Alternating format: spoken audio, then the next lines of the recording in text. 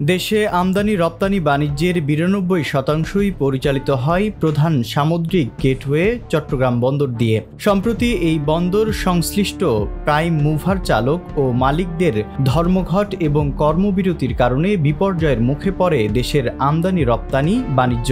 কর্মবিরতির কারণে ৫,০০০ container schedule বিপর্যয় হয়, আর সময় মতো আমদানি পণ্যের ডেলিভারি না হওয়ায় বন্দরের ইয়ার্ডে জমে গেছে অতিরিক্ত আরও ৫,০০০ কন্টেইনার।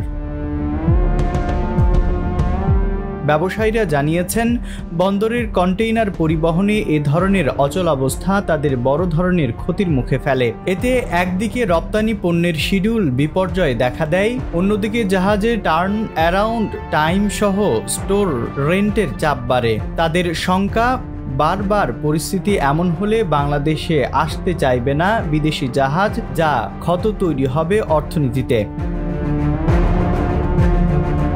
ব্যবসায়ীরা জানিয়েছেন, দেশের বিভিন্ন শিল্প কারখানা থেকে তৈরি পোশাক সহ অন্যান্য পণ্য রপ্তানির জন্য প্রথমে চট্টগ্রামের ১৯টি বেসরকারি ডিপোতে আনা হয়। ডিপোতে কন্টেইনার বোঝাই করে সেগুলো শিডিউল অনুযায়ী জাহাজে তোলা হয়। চট্টগ্রামের বেসরকারি কন্টেইনার ডিপো থেকে প্রতিদিন ২,০০০ থেকে ২,২০০ রপ্তানি কন্টেইনার জাহাজীকরণের জন্য চট্টগ্রাম বন্দরে নেওয়া হয়।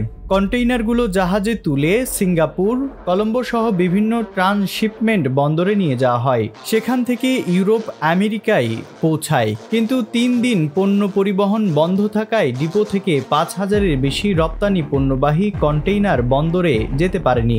এতে ডিপোতে তৈরি হয়েছে কন্টেইনারের জট। চট্টগ্রাম বন্দর কর্তৃপক্ষের সচিব ওমর ফারুক জানান, বন্দরের ভেতর বাইরে ডেলিভারি হয়নি, শিপমেন্ট যায়নি। যেগুলো বন্দরের ভেতরে ছিল সেগুলোর কাজ চলমান ছিল। প্রতিদিন চট্টগ্রাম বন্দর থেকে ৩ থেকে ৪,৫০০ কন্টেইনার ডেলিভারি হতো, সেগুলো হয়নি। রপ্তানির শিপমেন্টও ডিপো থেকে আসতে পারেনি। সব মিলিয়ে চট্টগ্রাম বন্দরে কার্যক্রম বাধাগ্রস্ত হয়েছে, যেটা আমাদের কেটে উঠতে আরও ২ থেকে ৪ দিন সময় লাগবে। শ্রমিকদের কর্মবিরতির কারণে বন্দরে কি পরিমাণ লোকসান হয়েছে তার হিসাব এই মুহূর্তে বলা কঠিন।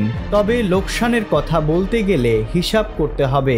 একটি জাহাজ যদি একদিন অপেক্ষা করতে হয় তাহলে জাহাজটির প্রায় $১৫,০০০ ক্ষতি হয়। সার্বিকভাবে দেশেরই ক্ষতি হয়েছে। ২ দিনে হয়তো আমাদের ৬ থেকে ৭,০০০ কন্টেইনার ডেলিভারি হতো।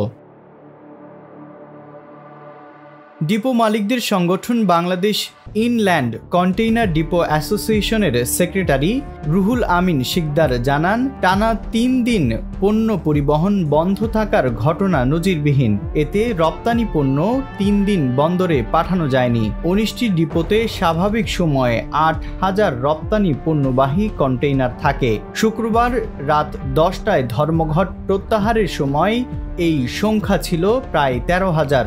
ধর্মঘটের কারণে কন্টেইনার জাহাজে না ওঠাতে পারায় যে শিডিউল বিপর্যয় হয়েছে তা স্বাভাবিক হতে আরও অন্তত ১ সপ্তাহ সময় লাগবে।